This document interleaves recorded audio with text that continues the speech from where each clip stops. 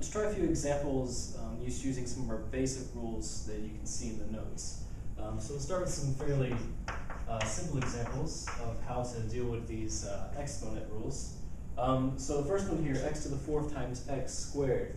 Remember, the thing we want to check out here is to make sure that before we multiply these, that both of these have the exact same base. In this case, they're both x, so that's okay. But if they're not exactly the same base, then the rule doesn't apply anymore.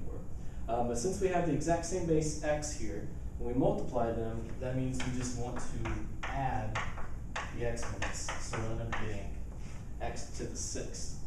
Now the same rule works if we have negative exponents as well. So just because something is a negative exponent doesn't change the way the rule works. It still says that we have two of the exact same bases and we're multiplying them together. So again, we should just add the exponent. So I'll add 3 plus negative 2 and get just y first, or y. We'll see as we go farther along, there's actually a few ways I could have done this problem, or a couple of ways I could have done this problem.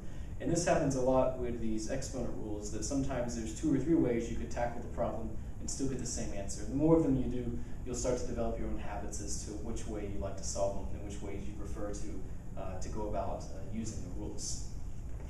Now we also have a set of rules for division. So this is our rule for multiplying 2 terms together.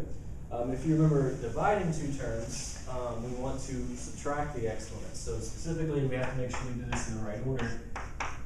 Something like this, x to an m power divided by x to the n power. Again, making sure that the bases are exactly the same, then we'll just subtract the bottom power from the top power. So an example of this would be something like x to the fifth divided by x cubed. Again, both of our bases are exactly the same, they're both x. So this means that we want to take x to the 5 minus 3, or x to the second power. As you'll see later, I actually could have thought about this instead of x to the fifth times divided by x cubed. I could have thought of this as x to the fifth times x to the negative 3. So if you remember the other rule for moving a term from a denominator to a numerator, or from a numerator to denominator by changing the sign of the exponent, that works as well. So I actually could have done the same problem using multiplication. In this case, I would have added the 2 exponents together, and you'll see I still get the same x squared. So like I said, there's a few ways to do some of these problems, a couple of ways you can go about solving them. We'll try one that's a little more, not complicated, but that has a little bit different aspect to it. So something like this, x squared times y to the fourth over y to the negative 8th. Now the only thing I can combine here are the 2 y's, because in our rule we said that we can only combine things that have the exact same base.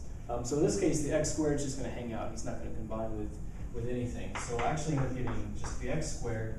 And then for the y values, again, we have a negative value, but we don't care. We'll just do the exact same rule. This will be the top exponent minus the bottom exponent. So y minus a negative 8. So this will be the same thing as, 4 minus a negative 8. So this will be the same thing as y to the 4 plus a positive 8. So I end up getting x squared y to the 12th. So this is our first 2 rules. So our multiplying 2 things of like bases, our dividing 2 terms of like bases. Our next rule tells us what to do if we take something that's to a power and then take it to another power. So for example, something like this, x cubed to the 4th power. Now this is the case when we're going to multiply the 2 exponents. So whenever we were multiplying 2 terms, we added the exponent. When we divided 2 terms, we subtracted the exponents. Whenever we're taking a term to another power, this is when we're going to multiply the exponents together. So x cubed to the 4th power, this is just x to the 3 times 4, and we'll end up getting x to the 12th. Now we can take this rule and expand it a little bit to get some more complicated expressions. So something like y squared z to the negative 3rd, if we take all of that and square it, In this case, I have to multiply this 2 by every term that's on the inside, everything that's inside of the parentheses. So in this case, this is like taking y squared squared and then taking z to the negative third squared. So we have to actually think about kind of distributing this 2 to both of these sets of exponents. So in this case, I'll end up getting y to the 2 times 2 times z to the negative 3 times 2. So I'll get y to the 4th z to the negative 6th. Or if I wanted to write this without any negative exponents, I could rewrite this as y to the 4th over z to the 6th. This is the same expression. So one thing you do need to be careful about is when you're using this rule of distributing is if you have a constant out in front. A lot of times students tend to forget about the constant. So for example, something like this, 3x y to the 4th, all of that to the 3rd power. In this case, the constant also has to receive the cubing. So not only do I distribute out the 3 to the y to the 4th and the x to the 1st power, but I also distribute it out to the 3 to the 1st power. So this will actually become 3 cubed, x to the 1 times 3, and then y to the 4th times 3. So 3 cubed is 27. This becomes x cubed, and then y to the 12th. So again, be careful that you make sure that you distribute out the exponent to the constant term as well. Now this rule of distributing out the exponent to these terms also works for division. So for example, I could take an expression like this, x to the 4th divided by y to the negative 5th, and take all of this to the 6th power. Again, as long as these terms are separated by either division or multiplication, I can think of just distributing out this exponent to all the terms that are in the expression. It doesn't work with addition and subtraction. I'll show you an example of that in a second. But here it does work. So in this case, this will be x to the 4 times 6 divided by y to the negative 5 times 6. So x to the 24th over y to the negative 30th.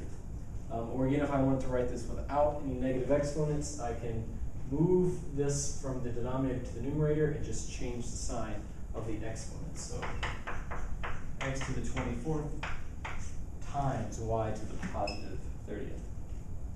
Now this will also work if I have multiplication mixed in here. So for example, something like this, a cubed times b to the negative 2 all over c to the 9th, and this all raised to the 5th power.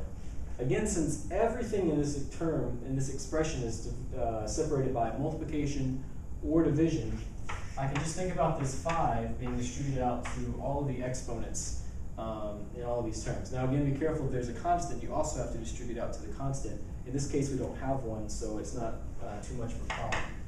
So this will become a to the 3 times 5 times b to the negative 2 times 5 over c to the 9 times 5. And so we'll end up getting a to the 15th, b to the negative 10th, all over c to the 45th. Again, if I want to get rid of this negative 10, I can move this to the other part of the fraction, so from the numerator to the denominator.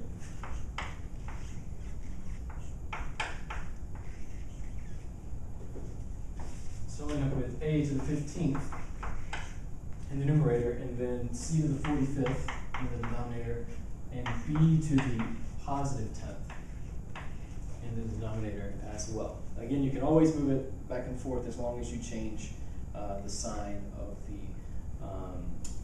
the term, of the exponent. Now be careful, you can only move it back and forth in the fraction if, again, if it's separated by multiplication. So if this had been, for example, a to the 15th plus b to the negative 10th, you would not have been able to move that term. For most of these rules, we'll find that division and multiplication make things go really smoothly, but addition and subtraction make things go not so smoothly. And I'll show you an example of this.